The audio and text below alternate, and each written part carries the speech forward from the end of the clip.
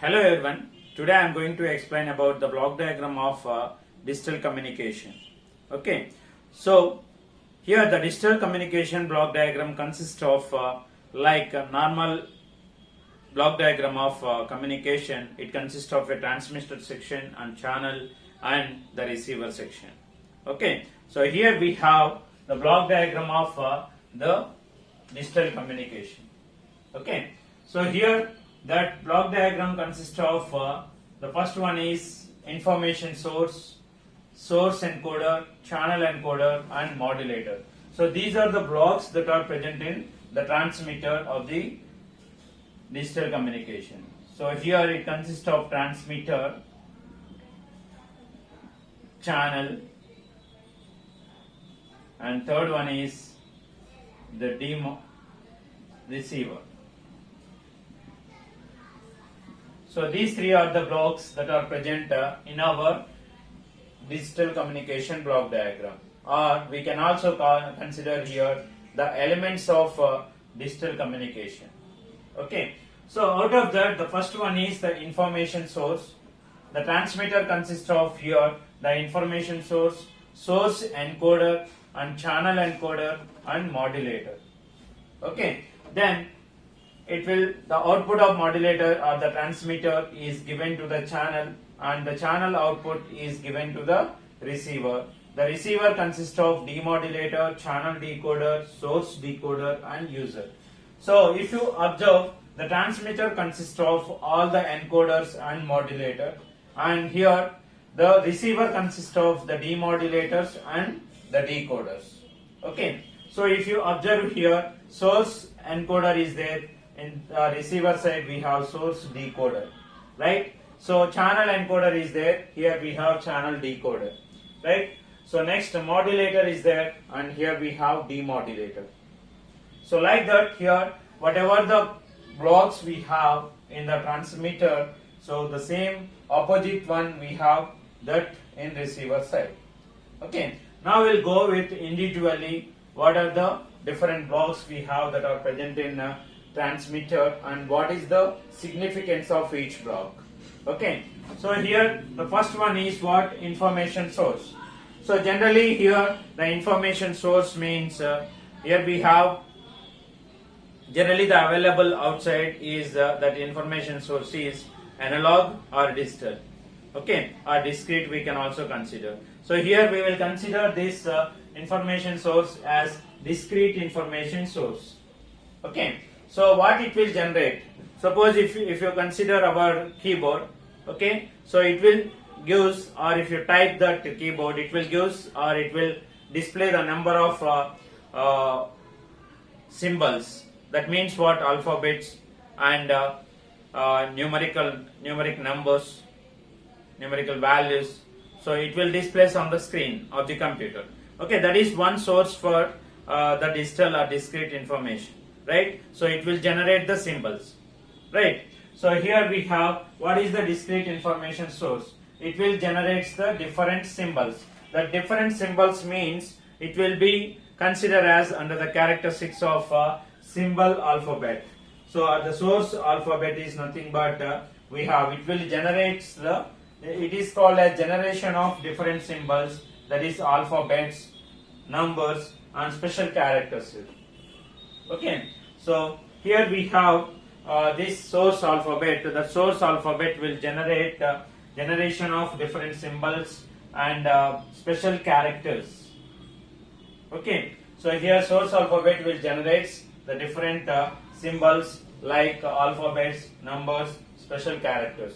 So that is the duty of our discrete information source, and that will generate different symbols. So next what we have here, what is symbol rate? Generally rate means it is number per second. Okay, so similarly here symbol rate means the number of symbols that is generated by the source per second. So we will consider as here the symbol rate. Okay, number of symbols generated per second is called as what? Symbol rate. Like that, whatever the information we have to transmit that will be given by or that will be generated from the information source. Okay, So now, what are the source encoder? What is source encoder? Okay, So here the name itself, it is there, source encode. Okay, so it will, the source encoder main significance is it will provide the code word for each symbol that is generated from the source. Okay, so what is the significance means here? The source encoder will gives the code word for each symbol that is generated from the discrete information source. That is the duty of the source encoder. Then what is code word? For each symbol there will be a code word. Okay, and what is the code word length here? The code word length is nothing but the number of bits that is present in each code word is called as what? Code word length. So what is bits means? Here in our digital communication or digital, we will represent our information in terms of 0 or 1. Okay, so 1 bit of information, here 0 or 1 will represents with the information. Okay, in digital will represents the information with either 0 or 1. So therefore that each code word consists of some bits, some number of bits. So that number is called as what? Code word length. So here if you consider what is the source encoder here, source encoder will assign code word for each symbol that is generated from this information source, that is discrete information source. Okay, so that is about the source encoder that will assign the code word for each symbol. So here we have the characteristic that is code word length. So what is code word length means? Here the number of bits that are present in each code word is called as what? Code word length. Number of bits present in each code word is called as code word length. Now what are the different techniques we have here? So we have different source coding techniques. That means depending on the data what we are considering, depending on that we have different coding techniques or coding representations. Okay, so that is nothing but here if you consider our data is in terms of text. Okay, then we'll have 3 types of coding, that is Hoffman coding and Shannon-Fano coding and arithmetic coding. Okay, so these things we'll discuss in the coming classes. Okay, what is Hoffman coding and what is Shannon-Fano coding and what is arithmetic coding and all those things. So here we have the representation, how this source encoder will assign the code word for each symbol that is generated from discrete information source is nothing but if the data is or if the symbol is in terms of a text, so that will be indicated or that will be coded by using these techniques. Okay, that is Hoffman coding, Shannon-Fano coding and arithmetic coding. Okay, so now if it is an image, suppose that images can be represented as JPEG. Okay, JPEG. So here Joint Photographic Expert Group. What is JPEG means? That is Joint Photographic Expert Group. That is, so any image generally we are also using the same format. That is whenever you want you have taken a picture, so it will ask you that save in the form of JPEG.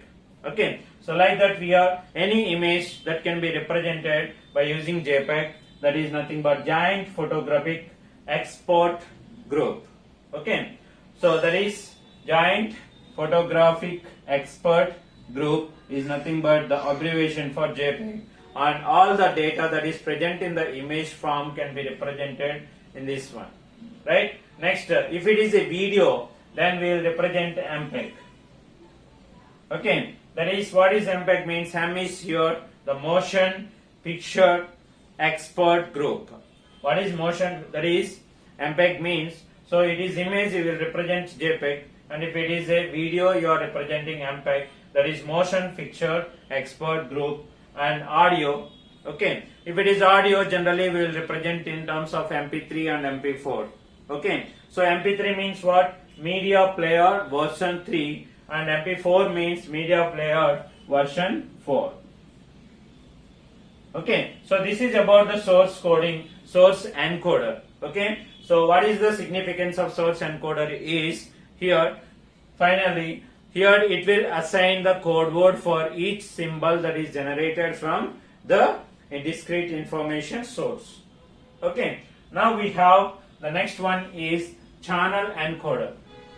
Okay, so here we have channel encoder. So what it will give, generally, if you want to find an error, if you're transmitting some information, then we'll add some parity bits. Okay, so and we'll verify the position of the parity bits in the demodulation or in the channel decoder. Okay, so therefore here what is channel encoder? So here we have source encoder. Source encoder means what? For each symbol we will assign some code. Okay, so we will assign some code. Suppose this is the code. This is the code word I have. This is the code word I have. So this code word output, that is source encoder output, is given to the channel encoder.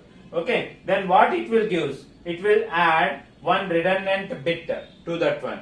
Redundant bit means extra bit that will add here. Okay, so it adds a redundant bits to the original code word to detect the errors. So why we use this channel encoder here is to add the redundant bit to the actual code word that is generated from the source encoder. Okay, so that is what the use of or significance of channel encoder. Okay, here also we have different coding techniques that we have. That is, coding techniques we have is different cyclic codes we use, turbo codes, repetition codes, convolution codes, and another one is low density parity check codes. So these are all the examples for us to find out or to use the channel encoder. Now we'll discuss about the modulator. Okay, so the output of this channel encoder is given to the modulator. So in this modulator, the modulation process will take place. So here we will modulate the digital message signal by using high frequency carrier signals. Okay, so the modulation process will take place and we will modulate digital message signal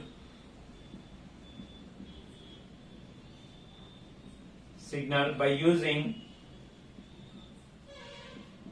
high frequency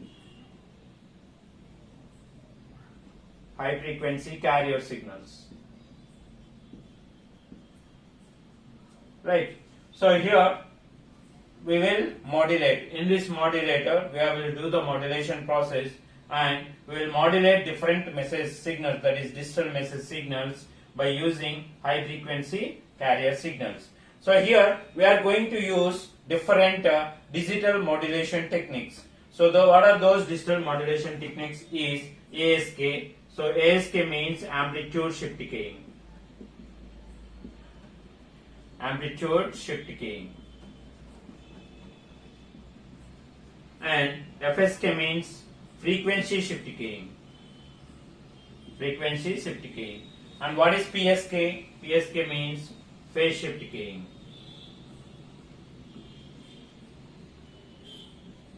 So here we have like analog communication, amplitude modulation, frequency modulation, phase modulation.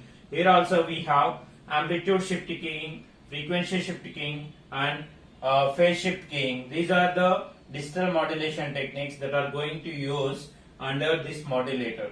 Okay, so these techniques will modulate, that is digital message signal, by using high frequency carrier signals. Okay, so this is about the modulator. Then what is the channel? The output of this modulator is given to the channel. Okay, generally the channel will act as the interface between the transmitter and the receiver. Okay, or it will connect the transmitter and the receiver of the communication system. Okay, so then we have different types of channels we have, that is wired and wireless channels. Wired means you can consider coaxial cables and optical fiber, and all those things are wired cables, and whatever the telephone lines we are going outside, we are going to see outside, and all those things are wide communication or wide channels. And another one is what? Wireless channel. Whatever the communication, we suppose if you are using in mobile phones, so that mobile phones is the communication channel here is free space. Okay, like that we have two types, that is wired and wireless. So the channel will act as the interface between the transmitter and the receiver, and we have wired and wireless channels like coaxial cables and optical fibers and waveguides, and finally we have the free space. Okay, so here this is nothing but about the channel. But here we have, if you consider the noise is nothing but the unwanted signal that is added to the actual message signal or the modulated message signal at the channel is called as what? The noise. Okay, so this noise will be added to this channel, and the channel output is given to the demodulator. Okay, so what is the process that is taking place here is demodulation technique. Okay, demodulation process is taking place. So what is demodulation? Demodulation is nothing but a reconstruction of our digital message signal, actual message signal. So that is nothing but the demodulation. So here we have reconstruction of the digital message signal. That process is taking place under demodulator. Okay, so the demodulator output is given to the channel encoder. So here we are adding a parity bit in channel encoder. We are adding a parity bit to find out the errors. Okay, or redundant bits or parity bits we are adding. Then what is the exact opposite duty that will performed by the channel decoder? Okay, so the channel decoder will observe or will find out the error, whether the error is present or not. Okay, so by comparing the position of the parity bit, we will find out that is the detecting the errors or finding the errors. Okay, so what is the channel encoder, channel decoder duty here? It will find out the, or it will detect the errors by observing the position of the parity bit or redundant bit. Position of parity bit. Right. So it will find out the errors, and at the same time, at this channel encoder or channel decoder, we will find out what is the position of error, whether the error is present or not. All will be done in the channel decoder. Next, what we have? Source decoder. In the source encoder, what we will do? The source encoder will assign the code word for each symbol that is generated from the discrete information source.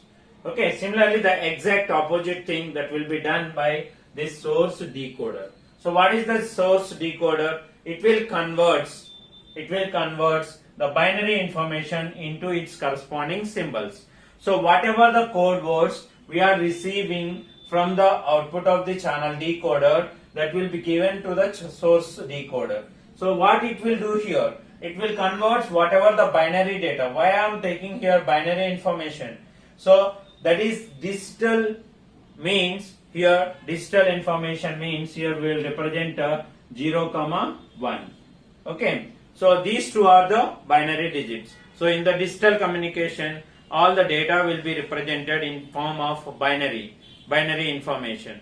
Okay, that is binary digits 0 or 1. So that's why here I can say that the output of the channel decoder is a binary information. That binary information can be converted, or the code words that are coming from the channel decoder will be converted into the actual symbols that are generated from discrete information source. Okay, so here we are applying this discrete information source output to the source encoder. The source encoder will give the symbols for the code words for the symbols, and those code words will be converted into symbols by using the source decoder. So what is the significance of source decoder? It will convert the binary information or the output of channel decoder into its corresponding symbols. Okay, corresponding symbols. So this is about the source decoder. Finally, I will give the significance of each one. Here the discrete information source will generate the symbols. So here the output is symbols. So these symbols will be given to the source encoder and it will give what? The code words. Code words. So here it will give parity bit or redundant bit plus code word. So that is the output of channel encoder. So this one is this total message signal, digital message signal will be modulated here and it will transform the message signal or the signal frequency to the channel frequency. Okay, so that is nothing but the modulation that is taking place here. The modulated signal is passes through the channel and it is received at the receiver. Okay, so that receiver consists of the modulated signal and that modulated signal is given to the demodulator. Under this demodulator, the demodulation process will be takes place. That is nothing but the reconstruction of actual signal that is coming from the channel encoder. That is the reconstruction of signal will be takes place. Reconstruction of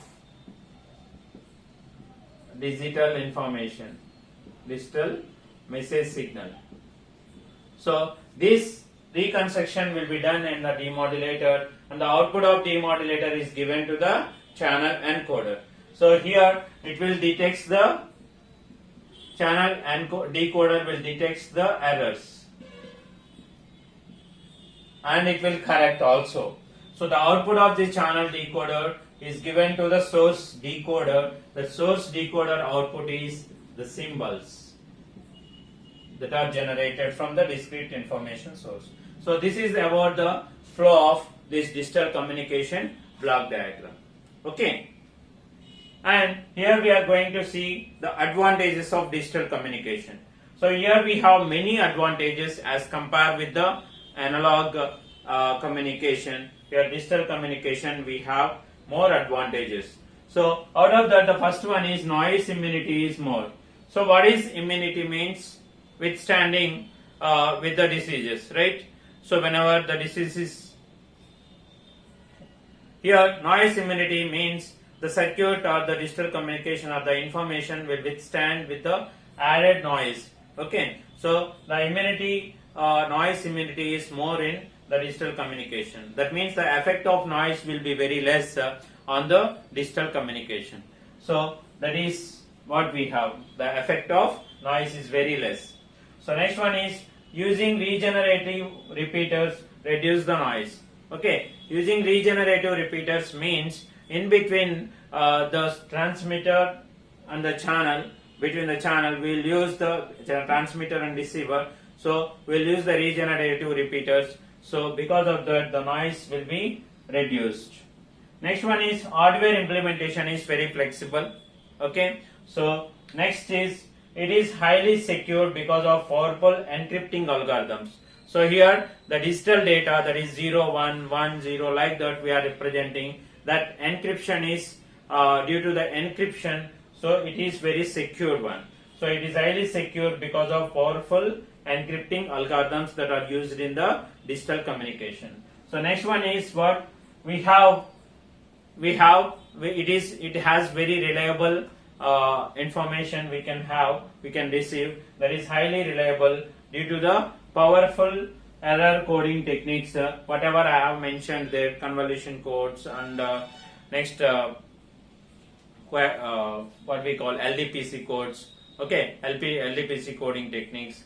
So all those techniques, that is cyclic codes, we are going to use. All those techniques we are going to use here in digital communication. That will give more reliability as compared with the analog communication. And we are here in this one we are going to use multiplexing techniques. That means here we are using time division multiplexing. Okay, so here we will combine more number of signals. We can multiplex the more number of message signals into single one. That is, for that one we are going to use time division multiplexing. Okay, so these are the some advantages of our digital communication. Okay, so thank you for watching. subscribe our channel.